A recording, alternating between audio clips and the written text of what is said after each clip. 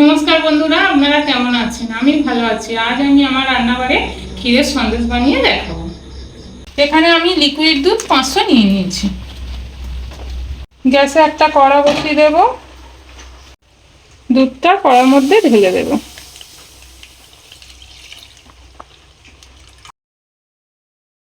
দুধটা এখানে ফুটে গেছে। আমি এখান থেকে একটু দুধ কাটিয়ে রেখে দেব পরে ব্যবহার করার জন্য।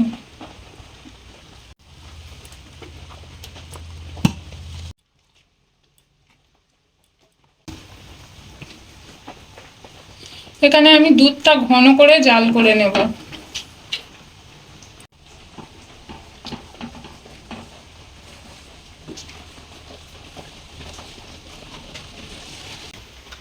এখানে আমি অল্প গুঁড়ো দুধ নিয়েছি। আগে থেকে যে গরম করে রাখা দুধটা তুলে রেখেছিলাম তার মধ্যে গুঁড়ো দুধটা দিয়ে গুলে নেব।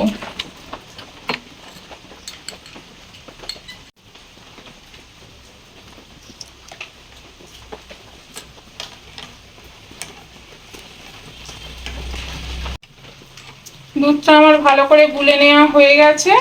এবার আমি রেখে দেব।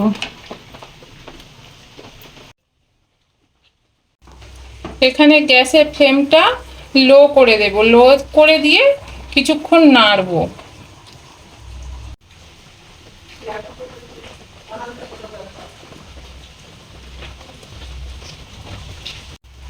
এখানে দুধটা আমার ঘন হয়ে গেছে। এর মধ্যে আমি যে গুঁড়ো দুধটা গুলে রেখেছিলাম ওটা অ্যাড করে দেব।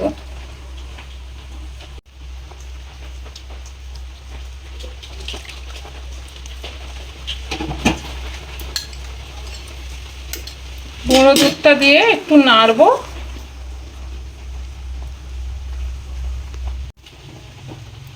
এর মধ্যে চিনি দিয়ে দেবো। এখানে 150 গ্রাম চিনি আছে।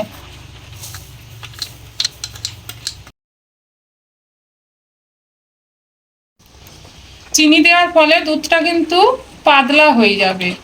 আবার কিছুক্ষণ নাড়ার পরে এটা কিন্তু ঘন হবে। দেখুন দুধটা কিন্তু আবার গাঢ় হতে শুরু করে দিয়েছে। এই পজিশনে কিন্তু একটু নাড়তে হবে, না নাড়লে নিচে থেকে লাল হয়ে যেতে পারে, তখন দেখতে খারাপ লাগবে। দেখুন দুধটা এখানে কতটা ঘন হয়ে গেছে। এই স্টেপে কিন্তু একটু নাড়তে হবে।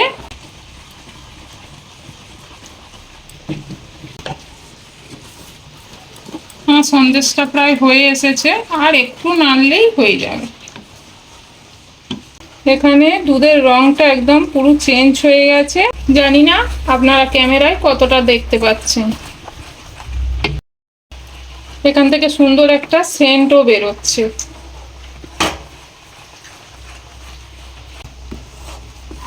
এই স্টেপে দুধটা ভালো করে কড়ার মধ্যে ঘষতে হবে একটা খুন্তি দিয়ে। যখনই দেখবেন কড়াই থেকে ছেড়ে আসছে তখনই নামিয়ে নেবেন। দেখুন এই স্টেপে আমি গ্যাসটা অফ করে দেব, দিয়ে একটু নাড়তে হবে আবার।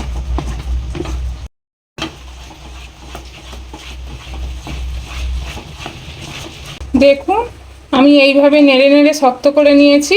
এবার আমি একটা প্লেটে নামিয়ে নেব, নামিয়ে ঠান্ডা হতে দেব।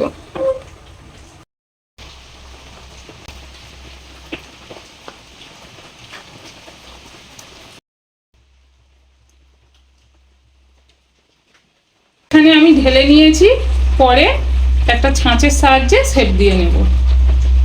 এবার আমি সন্দেশগুলো তৈরি করে নেব। প্রথমে আমি হাতে একটু জল দিয়ে নেব, কারণ ওটা একটু গরম আছে। একেবারে ঠান্ডা করে নিলে হবে না। একটু জল দিয়ে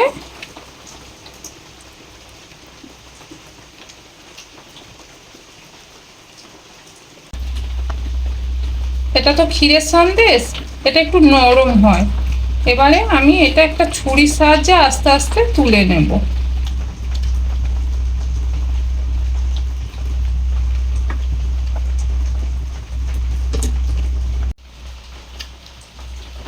দেখুন আমি এইভাবে একটা ছাঁচের সাহায্যে তুলে নিয়েছি।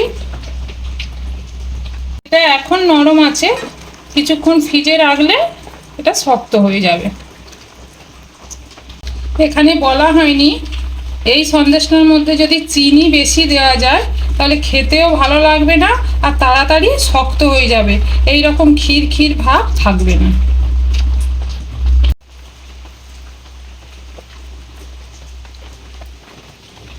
আপনারা দেখতেই পেলেন এই সন্দেশটা বানাতে তেমন কিছু উপকরণ লাগে না, শুধু দুধ আর চিনি দিলেই হয়ে যাবে। দেখুন প্রথমেরগুলো একটু গরম ছিল, হাত দিয়ে ধরতে পারছিলাম না বলে ঠিক তোলা যাচ্ছিল না। এখন একটু হালকা গরম আছে আর একটু ঠান্ডাও হয়ে গেছে, সেই জন্যে তাড়াতাড়ি উঠেও যাচ্ছে।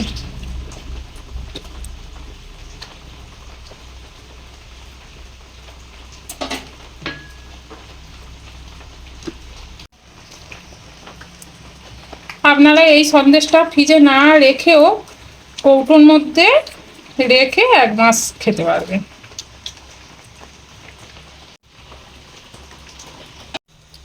দেখুন একে একে আমি সব সন্দেশগুলো বানিয়ে নিয়েছি, কত সুন্দর দেখতে হয়েছে। যেহেতু এটা ক্ষীরের সন্দেশ একটু নরম হবে, এগুলো একটু বাতাসের মধ্যে দিলেই শক্ত হয়ে যাবে, পরে শক্ত হয়ে গেলে একটা জারের মধ্যে রেখে অনেক দিন খেতে পারবেন। তাহলে দেখতেই পেলেন কত সহজে এই রেসিপিটা বানানো যায়, সামান্য উপকরণ দিয়েই এটা তৈরি করে নেওয়া যায়। রেসিপিটা ভালো লাগলে লাইক, কমেন্ট, শেয়ার ও সাবস্ক্রাইব করতে ভুলবেন না। ফেসবুক থেকে দেখলে পেজটাকে ফলো করে দেবেন।